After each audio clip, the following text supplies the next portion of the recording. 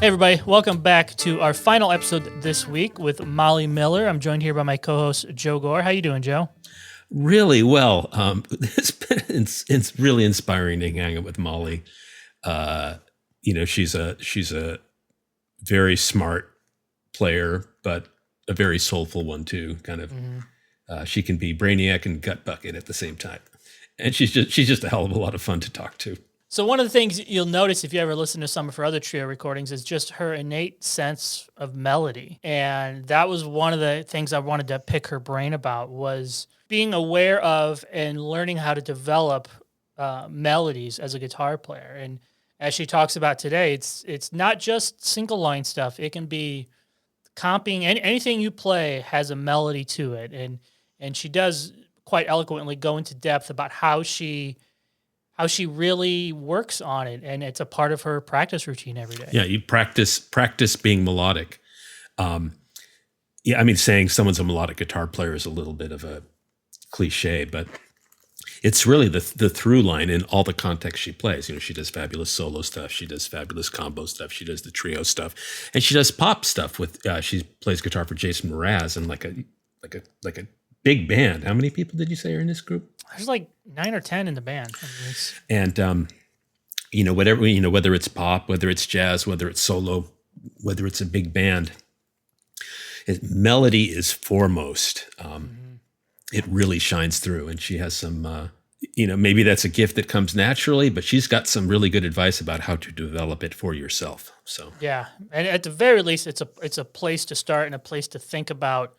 You know, even when it comes to, like you said, like she says in this episode, sometimes you might have to put the metronome away to focus more on melody and connecting notes than strict. It also reminded me, one thing I meant to bring up when we were talking to her, Joe, was when we were talking with Daniel Donato a couple weeks ago, where he talks about kind of breaking into, practicing the kind of athletic part of guitar and practicing the creative part of guitar. And I kind of got those vibes from what Molly was talking about today. Yeah. Anyway, it's been a blast, getting to talk to her for these 3 episodes, and hope you find it as inspiring as we do. Yeah. So let's just hop right to it. So here's our final episode with Molly Miller. We're really psyched to be talking to Molly Miller again. We've had her in all this week, and not just a great player, but just a real inspirational guitar spirit. Every time Jason and I talk to her, we can't help remarking how inspired it makes us, and makes us want to go practice and work on things and create. So the world is lucky to have you as a teacher. We were talking about possible topics. One really obvious one was melody, because you are such a melodic player. That's kind of a trite expression, but it's so central to what you do.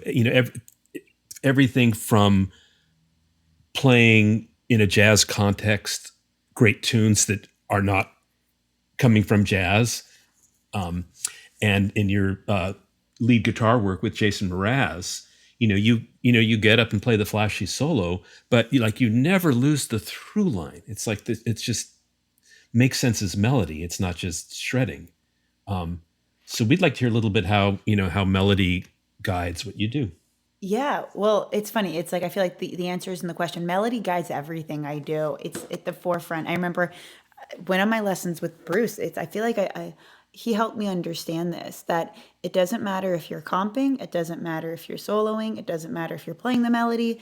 Melody is king, and so that's always at the forefront of my mind when I'm playing. And when I'm like doing a good practice session, I'm practicing, I record myself and I listen back.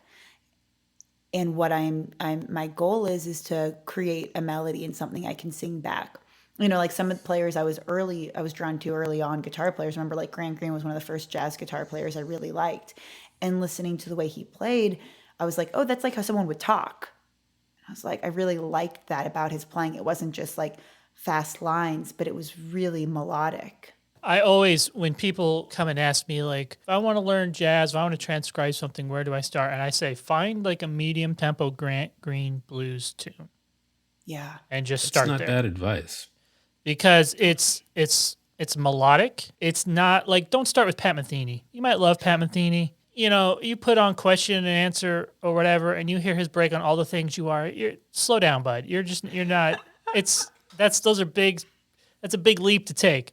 Yeah. Look at a Grant Green record. I even love just transcribing the way he plays heads, almost more so than his solos, because you transcribe 3 or 4 Grant Green solos, you'll get a handle on his vocabulary pretty quick. He plays Grant Green stuff very well and likes to play it often, but how he phrases solos, like I'm thinking of like the Latin version of "I'll Remember April" off the Standards record.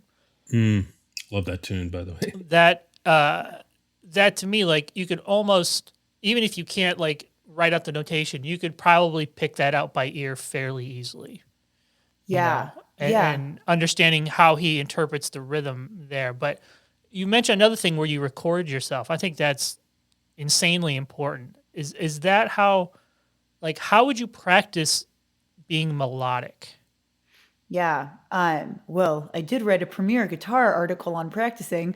You did. But a big, like one of the aspects I said was like record yourself and listen back. And that is the most important thing. And also even doing things, I think that's like the most important part of practicing is listening to yourself back, because you don't know what you sound like unless you listen to yourself back. And I have experiences all the time where I'm like, oh, that wasn't as bad as I thought it was. Or like, wow, like this is what I need to work on. I keep playing that line. I'm just playing muscle memory, whatever the thing is. It helps me realize what the thing is that I need to work on or the cool thing that I'm doing. So melody. I like the idea you said of recording yourself to recognize things in your playing. But how do you practice being melodic in the first place? Yes. Okay. So now when you said that, now I'm like, okay, I'm remembering what I was getting at. Okay. So I think whether it's practicing, my big thing is like practicing rubato and letting melody lead you.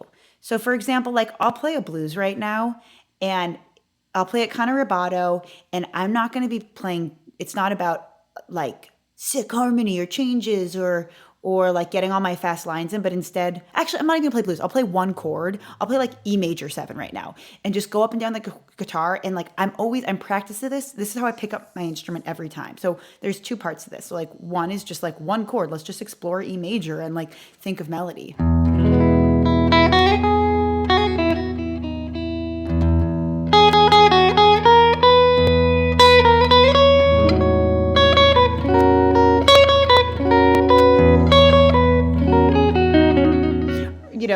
For example, like I'm not thinking about the chords, I'm thinking about like a melody. You got some nice subversive A sharp in there, though. Oh, E major. I got into the sharp 11 a little bit. I like the sharp 11 sometimes, especially just over E major. That's kind of like But like if I'm playing like thinking about when going from one chord to the next, what notes are the same and what notes are different. Because I think thinking in smaller bite-sized stuff, you actually can get into melody. So if it's like, and that's looking at like voice leading, if you're just playing like A to D, like, yeah, that's A to D. I'm playing these big bar chords right now, but that's not really A to D. Is A to D, is A to D. And thinking when going there, maybe I keep one of the notes the same, like the first example, I kept A at the top. So like maybe I'll play something where I'm keeping that note at top. I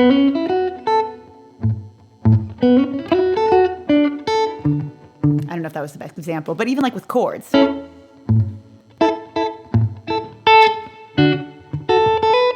So I'm thinking in terms of how chords relate to each other in smaller sizes and what melodies I can create within that, whether it be a tension, a note being sustained, the melody leading up, the melody leading down. Does that concept make sense? And I love the idea of when you first said when you pick up a guitar, you just kind of abstractly pick a key and you just start to explore that key. I remember, I think I might have mentioned this before in a previous podcast, but I remember seeing this old clip of a Joe DiOrio video where he kind of does something similar. He calls it gesturing. You're just searching for stuff. You're just kind of moving your fingers around within this predetermined universe, trying to get out of your finger patterns and searching for melodies or something that grabs your ear. Yeah, I find stuff all the time when I'm doing that because, and even like small things, like I was like jamming on like, here we are in E again, and something I'd never done before, like an E7 thing. And I was like, oh, that's cool.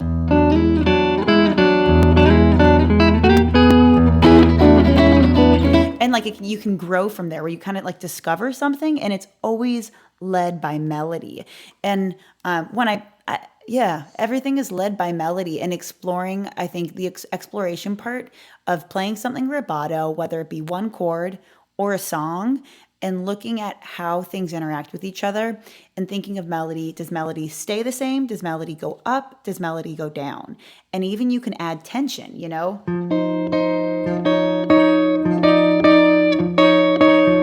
And like, yeah, like that fun, the tension release thing and how melody relates to that. Does that all make sense? Totally. Also, that in the process of explaining that, two things leapt out at me that might be different from how a lot of us tend to practice. You talked about playing rubato. Yeah. So you are saying switch off the metronome some of the time. And, you know, yeah. a lot of guitar pedagogues emphasize metronome playing, which we probably all agree is important, but you're saying it's time, there's a time to leave that aside. And then also the way you're talking about, connecting lines and you didn't use the term voice leading, but we're just not thinking in terms of these static bricks of, here's my E chord, here's my A chord, but finding the melodic continuities between them is generally speaking more of a pianistic approach than a guitaristic approach. That's one of the big things when I'm teaching, talking about that exact thing. It's like even like I did like a pickup masterclass on this actually, where it's like through triads, where it's like, let's say it's a 1-5-6-4 progression. We'll be in C, C, G, A minor, F. And instead of playing bar chords, C, G, A minor, F, you like go into little triads. Just play the triads, then try to play melodies around that.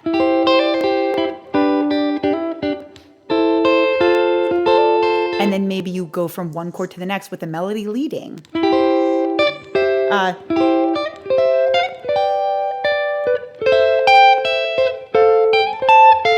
And I'm like, I'll mess around with these different chord progressions where I'll stay in one place and see how they interact with each other using voice leading, but then also with melody leading and not jumping. So it is voice leading. You're not jumping from these big 6-note voicing from one end of the guitar to the other, because that's not how piano players or arrangers or orchestrators think. We're thinking in how can we connect these shapes at smaller, more melodic manners.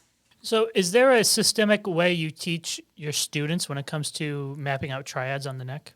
Yeah, I will actually do that. I have them, it's like first you learn your triads on your string sets up and down, and you'll play, let's say it's C. So C, C, I don't know. And then connect it with a scale. Sorry, I don't know why I can't do that right. So I just like played a C major scale up the guitar neck and played the triad, and then trying to connect those chords. Let's say the chords are C to G, and looking at C to G with the minimal amount of movement.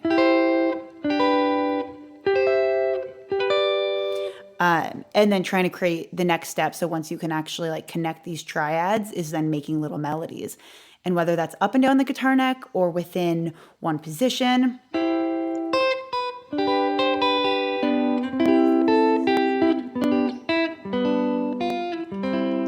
But it's kind of like, it's very, I feel like it's like Bach or something, it's like, There's an old classical voice leading trick. If you're just playing chord progressions on the piano, if you say you have 3 notes in your right hand and 1 note in your left hand, and if you, as you change chords, move each of the right hand voices to the nearest harmony, exactly as you just did. Yeah. But then meanwhile, have the the single note you're playing in your left hand move in contrary motion. Cool. To the chords, you're going to get something very close to Bach style voice leading automatically. I love that stuff so much. It really informs my playing. It is like a combination of like thinking about this counterpoint that is so beautiful. I studied classical guitar while I was at USC and got to, look at that a bit more. And then with jazz and just like, that's how all of us kind of create our own sound, is just by all of our influences. And Yeah. But the contrapuntal thing is so, you're so counterpoint conscious in your playing. It's really hard to think that way, but you managed to do it. I practiced that way, and definitely like studying with people who, like Bruce Foreman, and like thinking of people like Joe Diorio, or, people, and just I think solo guitar playing too, because a lot of it is like mapping out. You're like on an obstacle course, and it's like, oh, I have to turn right. So like you figure out a way to turn right, and like you have to get through barriers. And so like it's like, okay, here's a song and I need to get from C to G, but I want my bass movement to move this way. Okay, and like it's problem solving. And I think that's the fun part, and that's where counterpoint comes into play, because it's how do you get from A to B, not note wise, but like how do you get from one location to the next, and looking at all the different possibilities. Well, Molly, this has been such a fun week, and it just reminds me that this podcast is just an excuse for me to hang out with super smart guitar people. And I second that. It's a blast talking to Molly. Isn't she inspiring? She is. It was so fun hanging. I know, and I feel that I'm really gonna miss seeing you at NAMM this year. Like, how is that gonna work? I don't know. Because like a lot of people go to NAMM to see the people more than the gear. I go to see all 100%. My friends, definitely. Yeah. So, well, thanks again, Molly, and for joining us, and we'll talk to you soon. Talk to you soon. Thanks for having me.